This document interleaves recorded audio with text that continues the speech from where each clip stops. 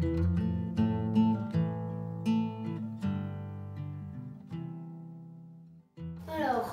vais vous présenter un livre qui s'appelle Genesis Alpha de Ron Michael, collection Macadam, édition Milan.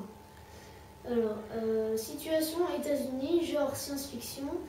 Conseil pour ne pas gâcher l'histoire, ne pas lire la 4e de couverture, surtout pas, elle dit toute l'histoire. Elle dit tout, ce que le problème et tout, elle dit tout. Donc faut pas le lire, parce que sinon ça sert à rien de lire l'histoire. Alors, résumé. Un petit garçon nommé Josh mène une vie paisible dans sa petite maison aux États-Unis.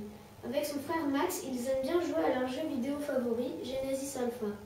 Josh est né d'une façon un peu particulière. Lorsque Max est né, on aperçut qu'il était gravement atteint d'un cancer. On lui donna des médicaments qui le ravageaient encore plus et 7 ans plus tard, Max savait que la mort pouvait frapper à sa porte à tout moment. Mais un jour, le docteur dur à cuire, ainsi l'on nommait Josh et Max, eut une idée géniale. Les parents de Max fabriquèrent beaucoup d'embryons et Diane, tel est son nom, sélectionna celui qui ressemblait le plus à Max, c'est-à-dire Josh.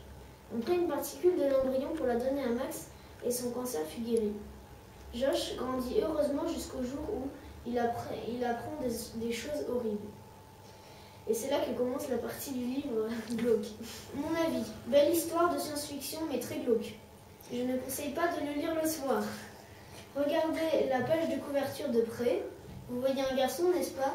Maintenant, regardez-la de loin. C'est une fille. Pour moi, c'est cette fille qui va changer la vie de Josh dans le mauvais sens du terme.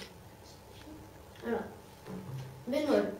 Ma prof de français dirait que c'est invraisemblable. Sur ce coup-là, j'aurais été d'accord avec elle.